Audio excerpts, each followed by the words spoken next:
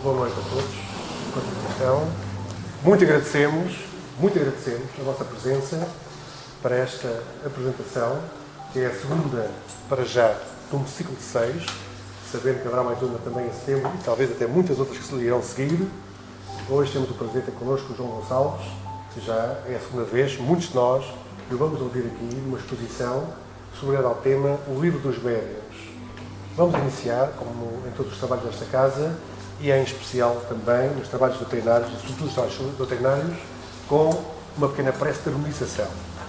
Convido então a todos a elevarem o seu pensamento a Deus, ao Supremo Arquiteto do Universo, pedindo ao alto que as suas bênçãos possam precipitar-se sobre as frontes de todos aqueles que aqui se encontram, tanto do plano físico como do plano espiritual.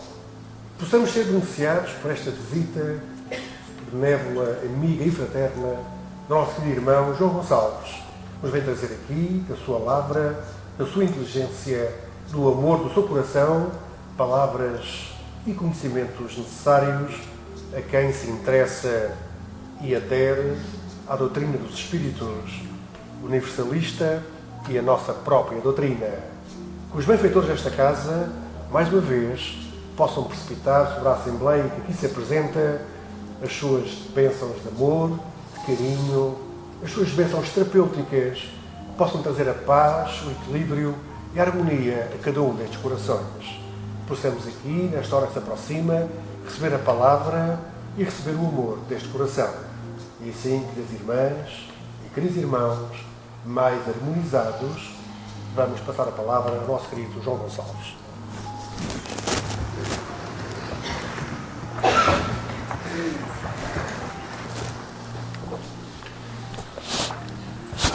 Ora, boa noite a todos. Consigo-me fazer escutar aí pelo fundo? Sim, muito bem. Ora, é com todo o gosto que aqui estou pela segunda vez e hoje o tema que proponho conversar convosco é nada mais, nada menos do que este. E se eu tivesse que resumir numa palavra, dizia isto é um manual sobre nós próprios. Se há na codificação básica espírita um manual que se dirige a nós próprios, como funcionamos nós, o nosso espírito, este é um. Todas as outras obras têm outras referências mais universalistas.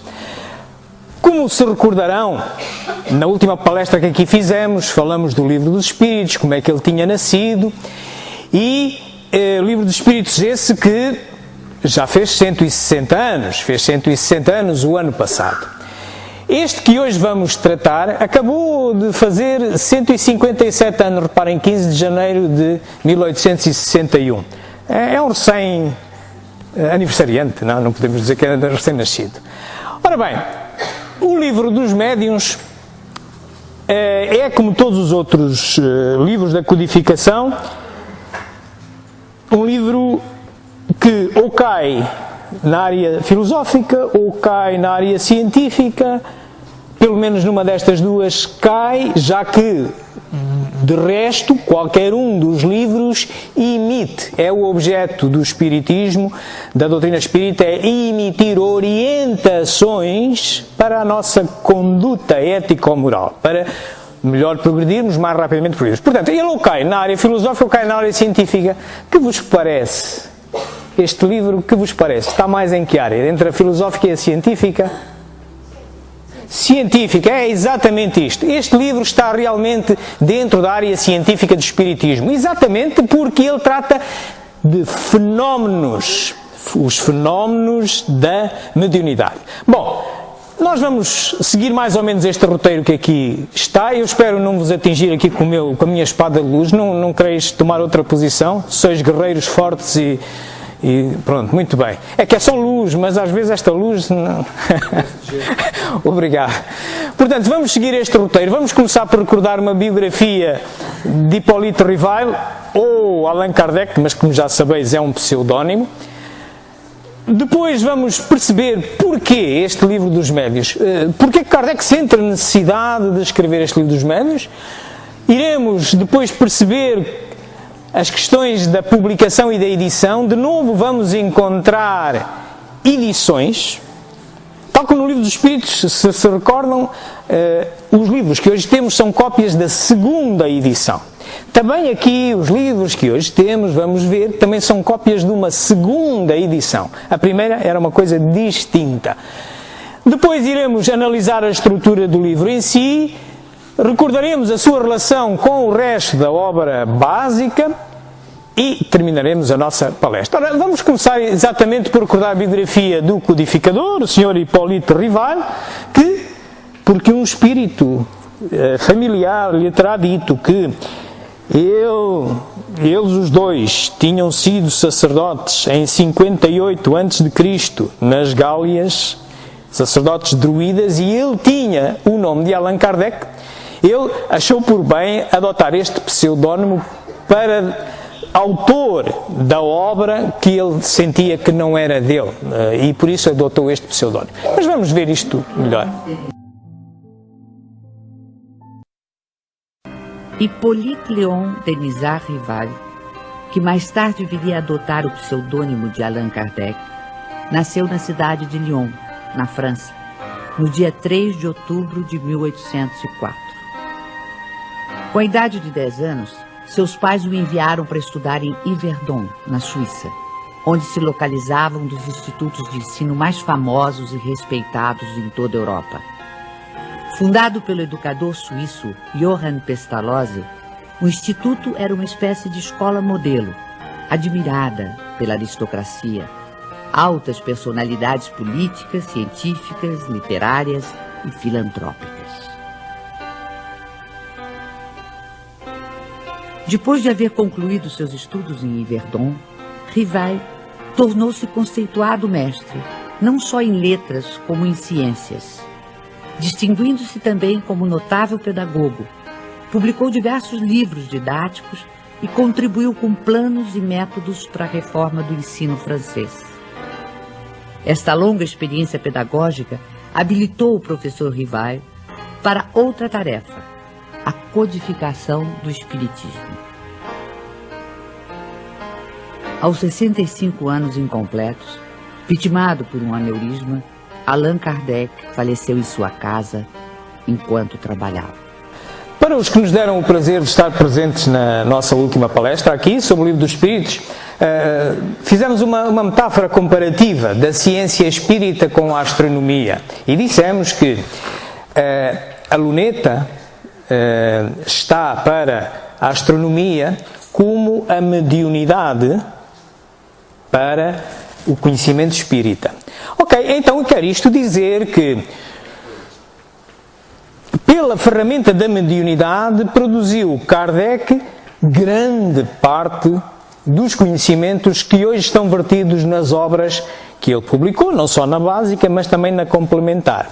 Portanto, sendo esta ferramenta, tendo ela tamanha importância, necessariamente Kardec em algum momento haveria de se interessar pelo seu estudo, com a sua mente científica, como nós vimos, um homem interessado pelos porquês, não acreditava na primeira justificação que lhe desse, inclusive com os espíritos, ele só acreditava depois de sujeitar o que lhe dizia um determinado espírito, fosse o nome que lhe desse, a outros ainda. Portanto, ele era um homem eminentemente científico, racional, e também racionalizou esse conhecimento, e ele quis perceber isso. E por isso mesmo, poderemos dizer que o Livro dos Médiuns surge porque exatamente ele precisava de compreender como é que a luneta funcionava. Vamos ver aqui num pequeno filme o que isso é.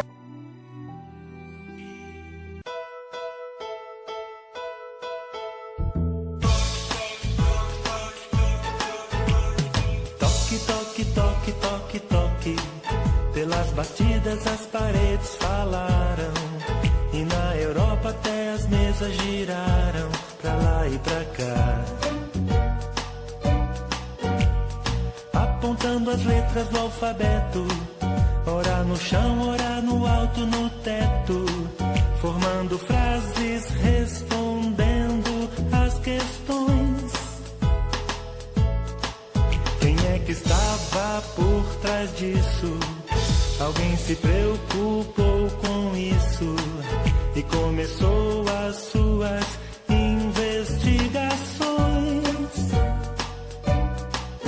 e descobriu que aquele jeito esquisito foi a maneira que então os espíritos usaram pra chamar sua atenção. E foi assim que Allan Kardec observou como é que tudo acontece no intercâmbio entre nós e o além. Desenvolveu aquela nova ciência com muito estudo, muitas experiências, que o seu livro dos médiuns mostra bem. Agora pela voz, pela caneta, não é preciso mais usar a prancheta, pois até mesmo pela intuição, nossos amigos espirituais sempre nos trazem as lições de paz, saudade, incentivo e muito mais. Nossos amigos sempre nos trazem as lições de paz, saudade, incentivo e muito mais. Muito mais.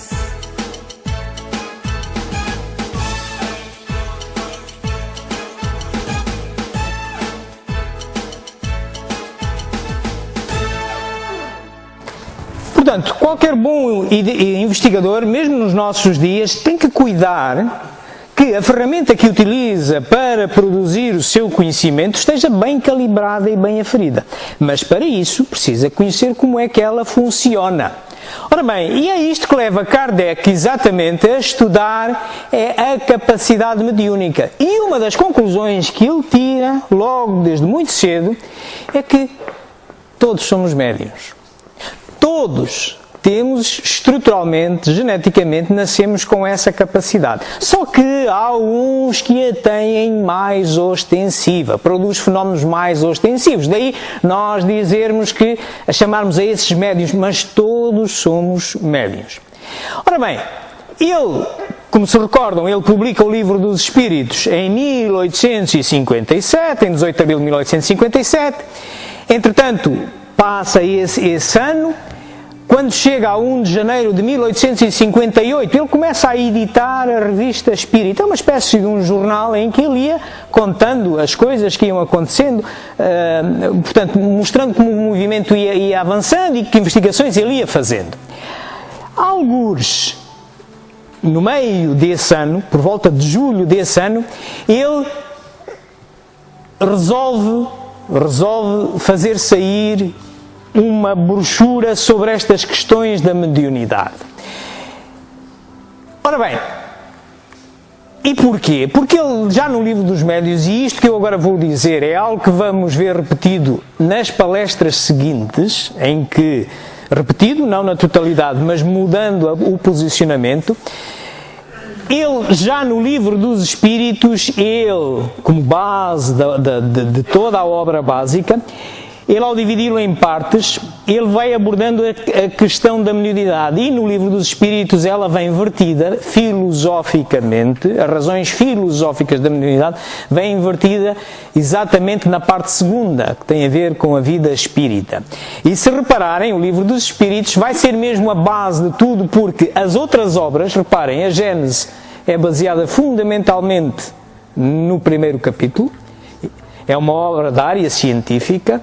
O Evangelho segundo o Espiritismo é uma obra eminentemente filosófico-moral, de ética moral, baseada na parte terceira, nas leis morais, e na parte quarta serve de base para o céu e o inferno, as esperanças e consolações.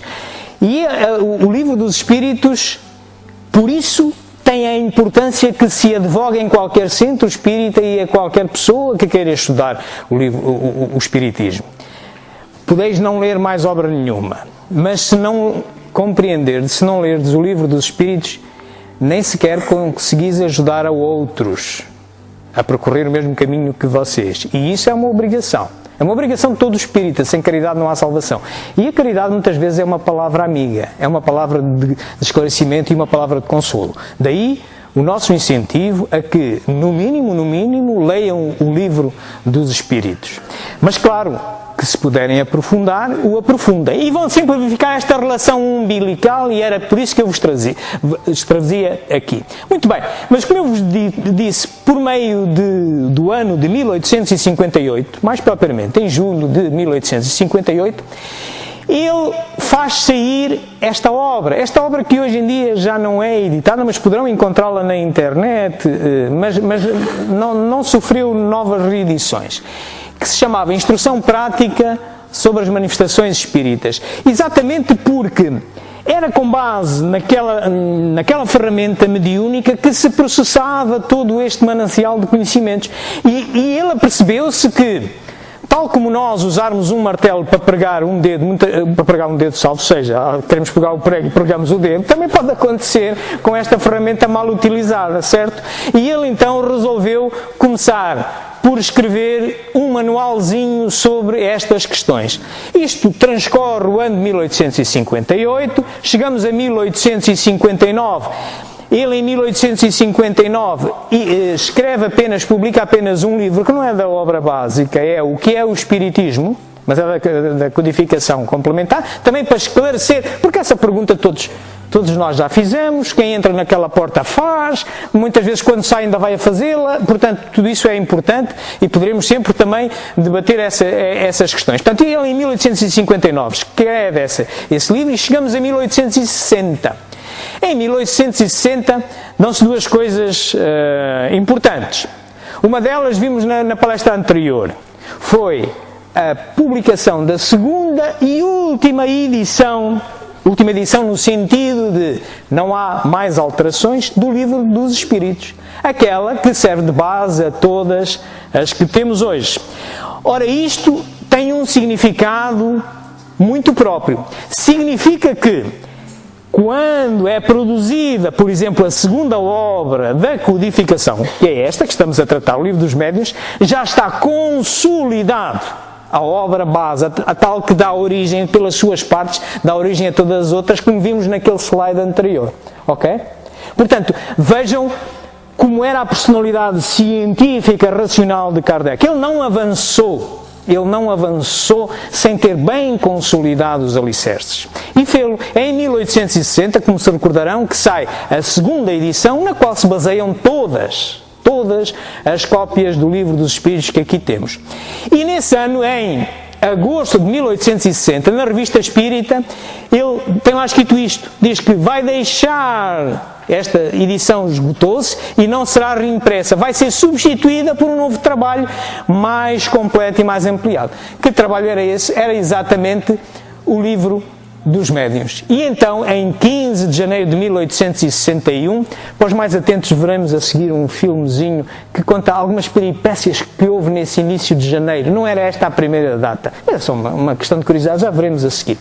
Em 15 de janeiro de 1861, sai então o Livro dos Médiuns. Tinha esta forma. É também publicada na mesma livraria em que foi publicado o Livro dos Espíritos, no Palais Royal, portanto, onde é hoje o Museu do Louvre. Tinha, logo no primeiro capítulo, uma coisa diferente do que tem o Livro dos Espíritos 2, tinha um conjunto, tinha 90 páginas com 200 vocábulos e definições do Espiritismo. E porquê? Reparem, o Espiritismo, embora não sendo uma palavra criada por Kardec, é uma palavra que se começou a falar na altura, e Kardec adotou-a para explicar de uma forma sumária, designar de uma forma sumária este conjunto de conhecimentos e de investigações que se faz a respeito dos espíritos, a sua origem, a sua natureza e o seu destino. Então ele necessitou, como se necessita sempre que se cria algo de novo, se teoriza sobre algo novo, se faz alguma ciência ou alguma dissertação, numa linguagem nova, ele necessitou de ter um grande capítulo logo de início do Livro dos Médiuns, em particular porque íamos falar de fenómenos, coisas muito concretas, e ele tinha que o ABC tinha que ser dito, o A, I ou U tinha que ser dito, daí ter este tamanho enorme. E ele explica também nesse primeiro capítulo da primeira edição que, bom, a partir de agora não se vai editar mais aquele opúsculo que tínhamos visto. Ok? Cá está, se repararem, isto é o índice em francês dessa primeira edição, e cá está vocabulário espírita logo do início. Este é mais ou menos... E tinha 3 partes, uma introdução e 2 partes, 34 capítulos, a obra de hoje tem mais, e 495 páginas. Isto foi a primeira edição em janeiro de 1861.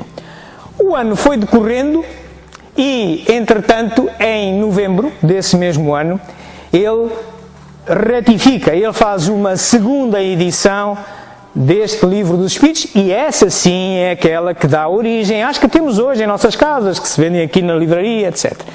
E tem coisas engraçadas, reparem, aquele primeiro capítulo enorme do vocabulário espírita que estava de início, com aquelas páginas todas, 90 páginas, 200 vocábulos, passa para o fim e tem agora somente 3 páginas e 25 definições. Isto mostra uma coisa também muito interessante, é que apesar de recente esta ciência, esta filosofia, o interesse era muito, porque já não foi necessário, passados uns meses, ele verificou que poderia aproveitar mais o livro para outras coisas, porque afinal já se dominava um pouco mais a linguagem, havia um interesse muito grande sobre isto. E ele então arrisca e põe no último capítulo. Por outro lado, essa edição do Livro dos Médiuns vem com mais coisas. E mais coisas, por exemplo, tem este aspecto, mais coisas, por exemplo, são 2 capítulos. São as várias capas que há, eu só pus aqui algumas, escolhi só para... Mas há N capas possíveis. Ele passa a ter 36 capítulos, mantém na mesma as 3 partes, uma introdução em 2 partes, mas tinha 34, passa a ter 36, tinha 400 e poucas páginas, passa a ter 510. As divisões desta obra têm uma introdução, como vimos, e depois diz que tem 2 partes. Uma primeira parte é designada por noções preliminares, aborda toda esta temática, se há espíritos, o maravilhoso sobrenatural, o método de estudo, o sistema de análise de mensagens, e tem uma parte relativa às manifestações, em que essa parte pode ser dividida, e vamos nós dividi-la para melhor compreensão, aqui na nossa palestra, pode ser dividida ainda em 3 partes. Uma parte alusiva aos fenómenos, há várias fenomenologia, perceber-se claramente quando nós dizemos, estou a falar de um fenómeno de pneumatografia, ou estou a falar de um fenómeno de psicofonia, ou estou a falar de um fenómeno de psicografia, ou de psicometria, saber o que isto é.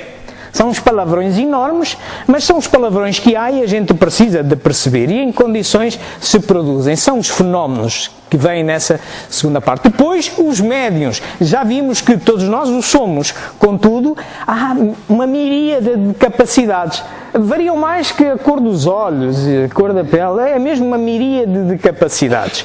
Mas estão lá bem explicadas como surgem e em que condições elas funcionam e em que condições se podem obter os melhores resultados, qual é que é o ambiente que é preciso criar nisso. E ao falar na natureza específica desta capacidade que é pessoal, que todos a temos, ele depois reconhece, na parte final deste capítulo, reconhece que há uma influência do meio.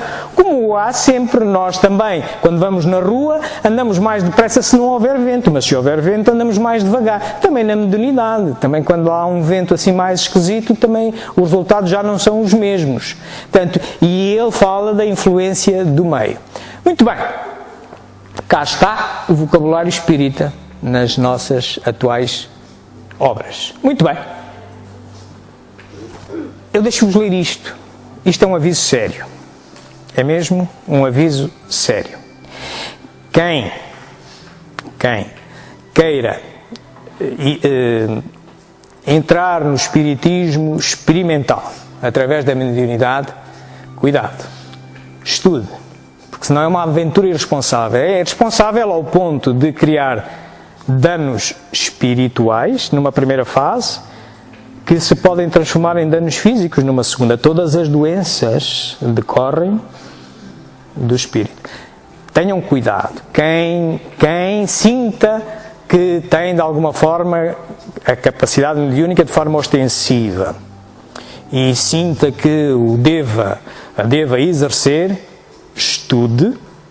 E este é o manual de si próprio. Este é um verdadeiro manual nosso, como funciona a nossa máquina. Ou outros ainda, esta mensagem é dita pelo Espírito Manuel Filomeno de Miranda, que inspira um grupo que está constituído desde 1990, chamado Projeto Filomeno de Miranda, de várias pessoas espíritas, cujo objetivo deste grupo é dar formação a quem vai participar em reuniões mediúnicas ou necessita, julga que é apropriado para si exercer a mediunidade. Portanto, e tem vários livros já publicados. Eles no Brasil eles fazem palestras e cursos, etc. Mas também tem vários livros publicados, é só procurar na internet, e um deles que ele tem é este, Estudando o Livro dos Espíritos. Portanto, meus amigos, estamos a falar de um assunto sério. Estamos a falar de um manual da máquina que é cada um de nós, da máquina espiritual que é cada um de nós. Tal como a gente convém ler o manual do aspirador que lá está em casa, não é? Também convém nós sabermos como é que nós funcionamos. E este é um verdadeiro manual. Muito bem. Meus amigos, vamos então agora olhar para a estrutura do livro. Como nós vimos, o livro tem uma introdução. Vamos ouvir. E a mediunidade é o instrumento pelo qual se pode chegar a essa realidade. Afinal, o que são os médiuns? Quais são as maneiras mais hábeis para evitar-se equívocos? E, ao mesmo tempo, terá perigo o exercício da mediunidade? Para poder atender a essas muitas interrogações, Allan Kardec publicou um guia prático. Era uma espécie de manual didático, pois ele era um grande educador, para orientar médiuns e investigadores em torno de um fenômeno totalmente inusitado, totalmente desconhecido. É claro que a mediunidade sempre esteve presente em toda a historiografia da humanidade. Porém, vestida de mitos, de tradições, caracterizada por superstições, por cerimoniais, como mistérios dos santuários antigos ou como psicopatologias das doutrinas psiquiátricas nascentes no século XIX. Allan Kardec, então, vitimado pelas interrogações inúmeras a respeito de como se trabalhar a mediunidade, resolveu republicar o seu guia prático. Ampliou, aformoseou, retirou determinados glossários que estavam incompletos e ampliou para que se pudesse ter uma ideia da terminologia espírita. Mas a obra ficou tão expressiva que na Revista Espírita de janeiro de 1861, ele tem a ocasião de anunciar que entre os dias 5 e 10 do referido mês, estaria sendo publicado pelo seu querido amigo e pelos editores Didier e companhia, o Livro dos Médiuns. Mas quaisquer dificuldades editoriais somente permitiram que o livro saísse no dia 15. Veio a lume a mais notável obra de paranormologia humana. O Livro dos Médiuns, como Allan Kardec esclarece, é um guia, é um modelo e, ao mesmo tempo, é um estudo de tudo quanto diz respeito à fenomenologia paranormal da criatura humana. Isto é um resumo do capítulo Introdução. Lembro que ele tem uma introdução e dois capítulos ou duas partes. Este é um resumo da introdução. Dizia-vos eu há pouco que há ali uma curiosidade temporal. Ele contava ter publicado isto entre o dia 5 e 10 de janeiro, mas depois houve um atraso e vem a 15 de janeiro. Já se ouve de novo. Ok, retornamos. Deve haver aqui um espíritozinho brincalhão, não? Talvez. Ou sou eu mesmo. Muito bem. Portanto, como vimos, ele tem depois dessa introdução, tem uma parte em que fala que ele chama de noções preliminares, também já iremos ver um resumo, e depois a segunda parte, que podemos realmente dividi-la em fenómenos, médiuns e meios. Vamos então agora observar um resumo desta primeira parte, das noções preliminares. O que é que lá vem? Vêm estas coisas que aqui se abordam, são indicações de método, de como trabalhar. Vamos olhar também para um resumo. Para poder situar bem no contexto da cultura a mediunidade, Allan Kardec começa o livro com uma interrogação. O capítulo 1 tem a seguinte pergunta: há espíritos? E Allan Kardec, através de raciocínios muito bem orientados, de discussão filosófica, chega à conclusão, é lógico, existe Deus, causa cáusica do universo. Logo, de natureza eterna e transcendental, ele cria a vida, cria o espírito, há espíritos. E os espíritos têm a sua identidade, a sua personalidade, e se podem comunicar. Logo depois de exarada essa questão, Allan Kardec chama atenção para a seriedade do espiritismo. O espiritismo é uma ciência, e diz ele com propriedade, ninguém estuda uma ciência brincando. Também não se pode estudar o espiritismo como que ler uma revista, en passant. É uma doutrina séria para pessoas sérias. E logo Allan Kardec estabelece a necessidade do estudo e da reflexão do espiritismo, por extensão da mediunidade. E mais tarde ele vai dizer, todo aquele que sente em determinado grau a presença dos espíritos é, por isso mesmo, médium. Médiums somos todos nós. Porquanto a mediunidade é orgânica, é uma faculdade inscrita no organismo, como a inteligência. É claro, a inteligência, a mediunidade, as aptidões culturais e artísticas, a memória, são do espírito, que imprimem nas células do cérebro, dos neurônios, no sistema nervoso central, nas glândulas endócrinas. É, portanto, uma faculdade orgânica que, para ser exercida, deve ser realizada cristamente. Portanto, meus amigos, que não haja dúvidas, todos somos médiuns. É uma faculdade que é inerente a todos nós. Só que há alguns que têm de forma mais ostensiva e com determinadas particularidades. Todos nós, aqueles que somos a maioria, que conseguimos falar, todos conseguimos cantar. Eu só canto no chuveiro e muito mal. Mas há aí pessoas que pegam no microfone e fazem uma sinfonia maravilhosa. Mas cantamos os dois. Todos nós sentimos o mundo dos espíritos. Basta só recordarem o que é que vocês veem à noite quando estão com os vossos olhinhos carnais fechados e continuam a ver e a ouvir, não é? E sonham, não é? É o contacto, ok? Portanto, todos nós sentimos a presença dos espíritos, uns de uma forma mais ostensiva e outros menos, mas todos somos médiuns. Daí que, e chama a atenção Allan Kardec, é sério o assunto. É o manual da vossa máquina. Quereis conhecer a vossa máquina? Aqui está o manual. É o melhor manual que temos, é este. Ok? Isto depois das instruções preliminares, então entramos naquela parte em que podemos dividir em três partes. Os fenómenos, o médium, que se refere ao médium e o meio. Vamos começar pelos fenómenos. Então, Allan Kardec definiu em O Livro dos Médiuns que a mediunidade poderia ser de efeitos intelectuais e efeitos materiais. Por exemplo, as materializações, que nós denominamos tecnicamente como ectoplasmias, porque são fenômenos do ectoplasma. Essa substância que reveste a parte exterior da célula. Ectos, em grego, fora. O plasma, uma das três partes constitutivas da célula.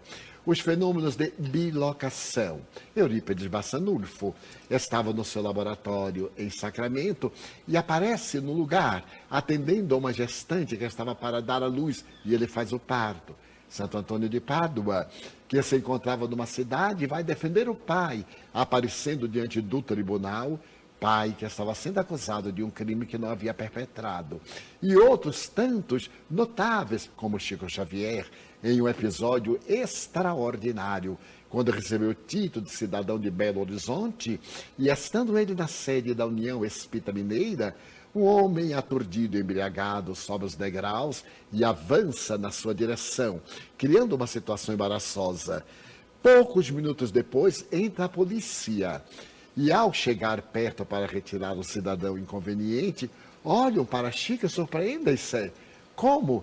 Ele esteve ali na exposição, que era no edifício próximo, e chamou-nos. Então, são fenômenos de bilocação, em que o espírito pode apresentar-se no lugar e materializar-se, tornar-se tangível. Fenômenos mediúnicos de efeitos materiais. Os intelectuais, a psicografia, a incorporação. Os fenômenos de natureza pictórica, psicopictografia, de pintura, musical. Os fenômenos da clarividência, da clareaudiência. Os fenômenos dos sonhos, premonitórios e todos eles. Portanto, meus amigos, há toda uma miríade de fenómenos, mas nós temos que ter um espírito racionalista, científico. Nem todos os fenómenos são mediúnicos. Eu conto-vos em jeito de anedota, conto-vos uma história. Há um arqueólogo que está a fazer umas escavações no deserto do Negev. O Negev é um deserto que existe no que é hoje sul de Israel, por onde passou o povo hebreu no tempo do Antigo Testamento, a caminho da terra prometida da Palestina. E nessa altura, é a altura, não sei se recordam, no Antigo Testamento, há lá nos livros dos profetas, há lá um livro que é o primeiro de Samuel, que fala da história do Golias e do David e Golias, o filisteu muito grande, não é? E o Golias que pertencia a este povo que ia para o e era pequenininho. É nesta altura. Bom, voltando à história do explorador, do arqueólogo, portanto está a escavar nas areias do deserto e descobre um caixão, uma tumba, e lá dentro é um sarcófago, está uma múmia. E ele fica todo satisfeito com aquilo, vai ter com o curador do museu e diz-lhe: olha, encontrei esta múmia e esta múmia tem 3.000 anos e o indivíduo morreu de ataque cardíaco. E o doutor me diz: mas como é que tu sabes só de olhar para a múmia? Como é que tu sabes disso? Olha, vai lá investigar. Bem, vamos investigar, sim senhora. E lá foram fazer os exames, carbono 14, etc, não sei o que mais. E não é que, passado uma semana, o diretor do museu veio-lhe dar os parabéns ao arqueólogo, dizendo: parabéns, realmente coincide. Ela tem mais ou menos essa idade e morreu de ataque cardíaco. Mas agora diz-me lá, como é que tu descobriste isso? Ele diz: muito simples, é que dentro do sarcófago estava um bilhetinho que estava escrito 10 shekels no Golias. Ele tinha apostado que o Golias ia ganhar ao David. Tramou-se, deu-lhe um ataque cardíaco. Ok? Portanto, nem tudo, a gente tem que ver, nem tudo são premonições. Muito bem. Meus amigos, seguindo, quando chegamos àquela parte dos médiuns, daquelas 3 partes possíveis em que é possível nós dissecarmos o livro do Espírito para melhor compreensão, temos depois, já vimos os fenómenos, e agora uma parte relativa aos médiuns. Os perigos, qual é a influência moral, enfim, vamos olhar de novo com um resumo. Então, Allan Kardec estuda cada peculiaridade mediúnica, nesse elenco notável de manifestações, porque cada mediunidade exerce uma função precípua. A mediunidade de cura, na qual o médium deve ser o exemplo de saúde moral, para que as entidades venerandas dele se utilizem, retirando-lhe as energias saudáveis, que são manipuladas com o fluido cósmico, para beneficiar aqueles que têm necessidades. A mediunidade infantil, a mediunidade nas crianças, como fazermos? Porque já que a mediunidade é um fenômeno normal, aqueles médiuns ostensivos, a partir dos 2, 3 anos, apresentam na infância. Então são fenômenos turbulentos, os pesadelos, a inquietação, a irritabilidade, as noites terríveis dessas crianças e seus pais. Como fazer? Desenvolver a mediunidade? De maneira nenhuma. A criança não dispõe de mecanismos defensivos. Então, Allan Kardec orienta-nos uma terapia. A terapia dos passos, da água fluidificada, a terapia psíquica, a conversação, a prece, o apoio. Mas por que isto ocorre? Porque os médiuns, em geral, não somos missionários. Somos espíritos em provas, em rudes provas, carregando a carga tremenda dos nossos deslizes e débitos de outras existências. Então aqueles inimigos vêm e cobram-nos. A criança é somente infantil no corpo. O espírito que ali se encontra já teve muitas experiências, talvez milenárias. Mas a criança nos provoca ternura, apoio pela falta de mecanismos defensivos e de autoproteção. Os pais deverão levá-las à casa espírita, matriculá-las no estudo infanto-juvenil da doutrina, para que numa outra psicosfera reabasteçam-se e defendam-se a mediunidade nos animais. Mas também um outro capítulo, os riscos da mediunidade. Porque sendo uma faculdade paranormal, é sempre uma faculdade em risco, porque de acordo com a conduta do médium, irá atrair espíritos do mesmo nível ético-moral, intelectual, de natureza sociológica, podendo criar situações profundamente embaraçosas, as obsessões. Portanto, meus amigos, esta parte do livro dos médiuns é muito importante para nos percebermos a nós próprios, intrinsecamente, em termos da pessoa em si, quais são os riscos, quais são as influências. Portanto, nós temos que tentar perceber, aqueles que quiserem conhecer-se, e o caminho para a felicidade é o autoconhecimento. Portanto, é importante nós conhecermos. Há riscos também. Pode levar a muitas obras maravilhosas, mas também pode levar a muitos riscos. Portanto, tem que ser exercido de forma educada, digamos assim. E, portanto, recomendo a leitura para que se perceba isto, porque todos nós temos esta capacidade. Todos. Ok? É a nossa responsabilidade usá-la da forma mais correta. Vamos, por fim, olhar para os meios. Portanto, como é que o meio, o que é que à volta do fenómeno mediúnico, como é que o meio influi? O tal vento que sopra num dia de temporal e que muitas vezes nos inibe de andar mais depressa. Então, temos que andar mais devagar que qualquer andar. Vamos olhar quais são esta influência possível.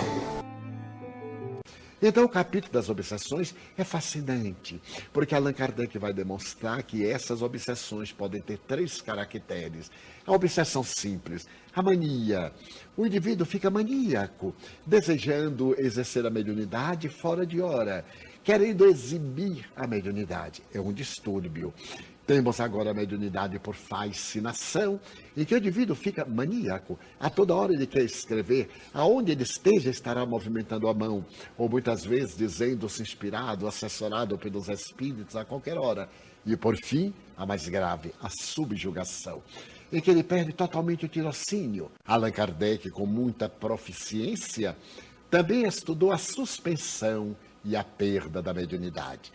Então, a mediunidade pode ser suspensa por determinação dos guias espirituais do médium que a esteja usando de maneira inválida. Mas quando se trata de uma pessoa leviana, não sentindo a presença dos espíritos, simula e vem as mistificações dolorosas. Mas podemos chegar até a perda da mediunidade. É muito fácil acreditarmos que espíritos venerandos estejam ao nosso alcance para qualquer frivolidade. Não é exatamente assim. Então, muitas vezes, os médiuns entusiasmam-se e começam a querer ser portadores de mensagens de espíritos célebres, pecando em estados que nós denominamos como anímicos, que são de autossugestão da sua própria alma. Mas Allan Kardec não ficou apenas aí. Ele foi mais adiante e estuda, através de um trabalho notável, como se deve organizar um centro espírita. Então, Allan Kardec recomenda a criação de grupos mediúnicos sérios.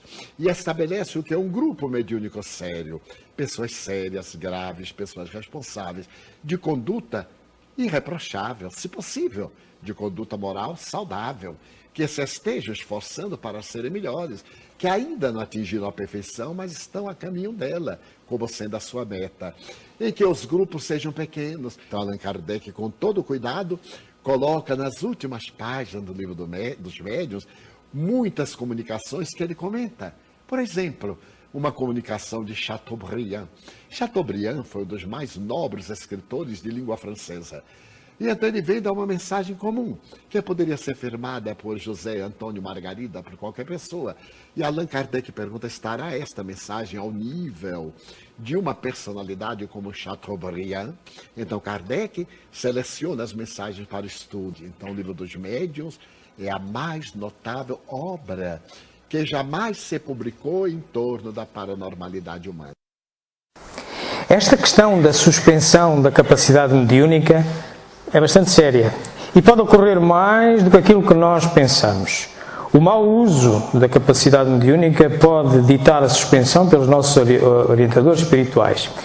E pode ocorrer. Eu conto-vos em tom de anedota, conto-vos uma história que se calhar vocês vão encontrar coincidência em algum caso que já tenham ouvido falar.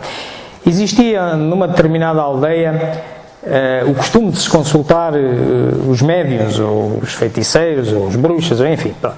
E então já lá havia bastantes médiuns. E aquilo começou a haver tantos médiuns, pessoas a dedicarem-se à sua vida e a comercializarem uma capacidade que não se adquire na escola, que não, portanto, não se deve fazer isso, mas claro, ela existe. E claro que, como é um efeito inteligente, ela rege também pela lei das afinidades. Portanto, se eu, segundo a intenção com que eu exerço determinada faculdade que eu tenha, assim vou afinizar amigos que estão interessados também no uso e abuso segundo aquela linha. Bom, e então nessa terra já havia uns 3 ou 4 médiuns e todos cobravam um dinheirinho imenso para dizerem às pessoas o que elas queriam ouvir, que normalmente é assim que acontece.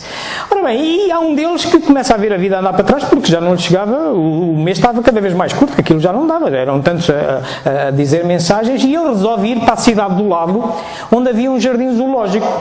E ele vai lá pedir emprego e diz-lhe o diretor do jardim: olha, bem boa hora, é que morreu-nos o gorila e eu tenho uma proposta de trabalho para si. Você vai vestir a pele do gorila e vai para a jaula, faz lá umas macacadas e tal, umas piruetas, e continuamos a ter gorila.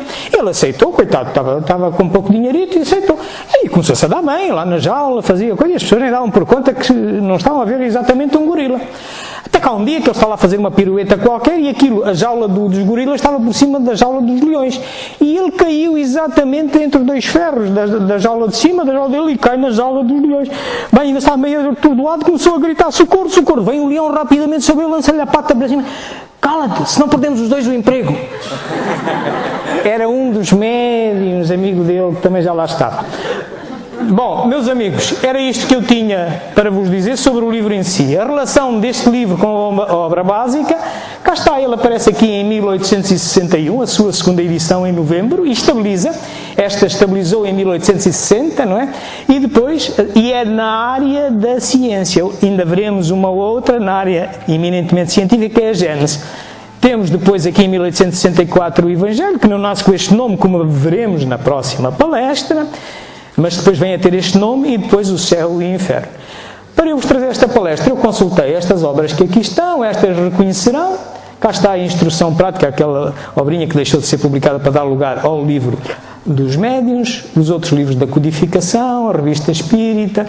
Cá está uma das obras do projeto Filomeno Miranda, estudando o livro dos espíritos, mas há outras também, alguns sobre ciência, física quântica, ser quântico, que tem a ver com as energias, a glândula perineal, a forma, a mediunidade, dizer-se por aí.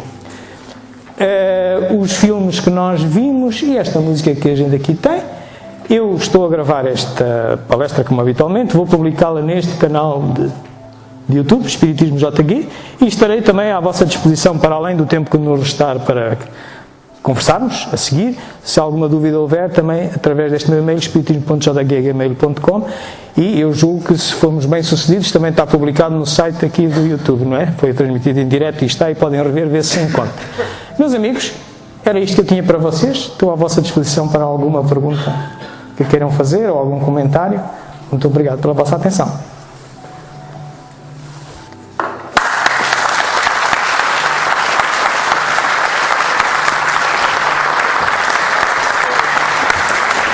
Muito claro, muito claro. Obrigado.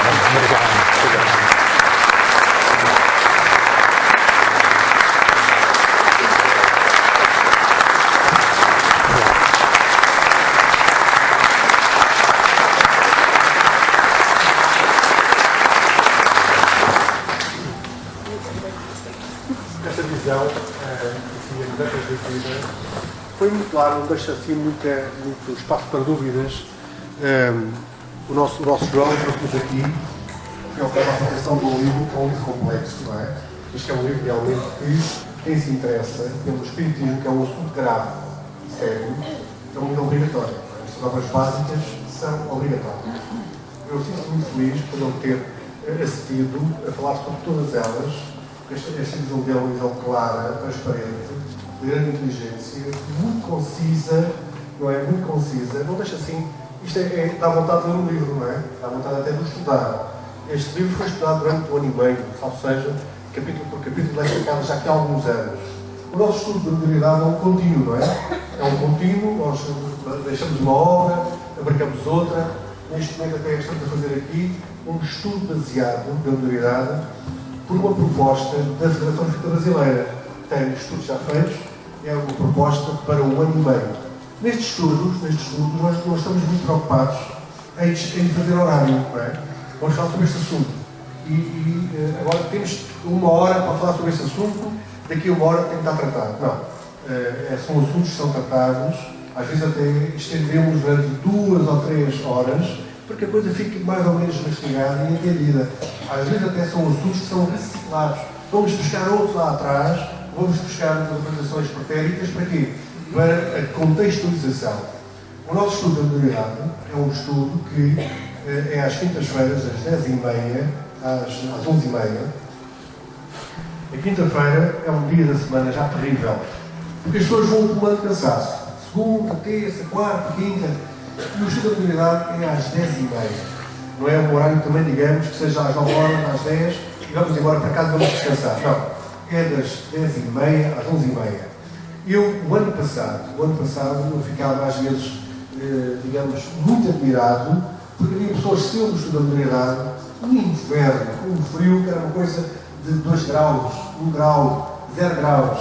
Depois havia pessoas que ficavam na converseta, nós saímos aqui à meia-noite e ainda deixava 2 ou 3 pessoas cá fora a discutir e falar e não sei o quê, cá fora, ali fora ao frio, mas pronto, ainda as pessoas sentiram-se motivadas para discutir essas coisas todas, não é? Realmente é uma obra obrigatória, um dos médicos. É uma obra obrigatória, cá está, eu gostei muito desta analogia da luneta, não é? Da luneta, porque realmente a modernidade é isso mesmo. A modernidade, todos desenvolvemos, uns de forma ostensiva, outros habitam, ou seja, ela habita dentro deles. E há muitos episódios mediúnicos que nós não damos conta, porque nós temos um mundo equilibrado, queremos abrir ali o armário e queremos encontrar as latas todas bem arrumadinhas. E às vezes, do armário, as latas não estão umas das outras, parece que caíram por cima umas das outras. O que é que nós fazemos? Voltamos a compô-las. Muitos episódios mediúnicos que toda a minha gente já teve nesta existência, não há ninguém aqui, não tenha tido um episódio de cariz mediúnico, simplesmente estamos muito pouco atentos, não temos consciência dos mesmos, e quando temos consciência, por princípio, e antes de ir ao centro espírita, por princípio, varremos por baixo do tapete. Não é? As pessoas, pois eu era miúdo, passou-se isto, eu mais tarde, que há uns anos atrás passou-se aquilo, e é assim. Eu falei que há uma semana ou duas atrás em estranhos fenómenos. Os estranhos fenómenos da nossa vida, os estranhos fenómenos, são estranhos que nós não conhecemos o estado, o lado oculto da própria vida. E esse lado oculto acaba por ser revelado ou desvelado quando agarramos no estudo da modernidade. E é a tal luneta que nos permite observar o seu potencial impressionante, observar aquele fenómeno. Portanto, fenómenos estranhos existem.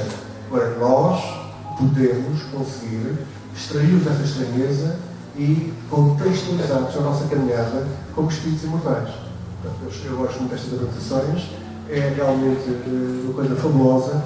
Ficamos com vontade de ler outra vez um dos médiuns e até nós, quando acabarmos este curso de modernidade que estamos aqui a desenvolver, eu já tinha pensado que o mais provável é voltar ao livro dos médiuns outra vez. E começar a mastigá-lo, capítulo a capítulo, outra vez uma caminhada do ano e qualquer coisa, porque nunca é demais. Chico Xavier, até ao final da sua existência física, tirava sempre 1 hora, meia hora para ler o livro dos Espíritos. Meia hora, não é? E outra meia hora para ler o Evangelho. Eram 2 livros que ele acabava e voltava outra vez ao princípio. E dizia sempre que, quando voltava ao princípio, havia por nós que tinham escapado da leitura anterior. E havia meditações que eram mostradas com a releitura daquela questão que era tratada no livro dos Espíritos ou com aquela releitura do Evangelho. E este livro realmente permite-nos muitas releituras. Mais uma vez, é o alicerce, é a pedra base que foi lançada por Kardec para realmente essa descoberta do mundo invisível. Temos aí os grandes descobridores, não é? Os grandes descobridores, o Mastagana, temos aí o Pedro Alves Cabral, temos muita estatuária, não é? Kardec não tem muitas, mas Kardec não descobriu o caminho marítimo para a Índia. Mas Kardec descobriu uma coisa impressionante. Descobriu o invisível. Mas o invisível que funciona é a ação connosco. Ou seja, uma ação de tal maneira que até muitas vezes nós somos bonecos. O invisível, ao Bruno Creio, brinca connosco. Ora, o invisível é isso mesmo. É esse mundo que nós conseguimos desvendar com estes estudos e começamos a ser mais donos da nossa própria vida, das nossas próprias decisões. E que são decisões que realmente vão promover a existências vindouras de maior felicidade, maior harmonia, maior equilíbrio. Nesta, já nos pode favorecer a maior serenidade. Quer dizer, mais do que irmãos, muito agradecemos a vossa presença, estas meditações. Nós, para o mês que vem, o João vai trazer aqui imitação do Evangelho do Espírito. Vamos começar por aí, mas antes do final da palestra, substituiremos por Evangelho segundo o Espiritismo. Antes do final da palestra, em tempo útil. Eu acho que é uma grande mais-valia para todos nós. Agradeço-vos muito. Nós vamos continuar com as nossas atividades. Vamos, ao fim e ao cabo, pedir ao João para fazer uma pequena prece de pensamento. Já mais podemos esquecer, realmente, o elan de irmãos que estão, desde aqueles que por onde vieram aqui, até aqueles que são os irmãos residentes desta casa, que nos têm apoiado nesta nossa caminhada difícil, ao longo da nossa existência, e que nos conseguiram fazer convergir para este ponto de luz do universo. Porque eu considero que esta casa, como todas as suas outras casas gêmeas desta, são pontos de luz do universo, por o qual estes pontos de luz somos magneticamente atraídos. Magneticamente atraídos. Porque vimos aqui buscar o conforto, o contexto e o sentido para a vida que tanto necessitamos. Vou então ter a palavra ao nosso querido João. Obrigado.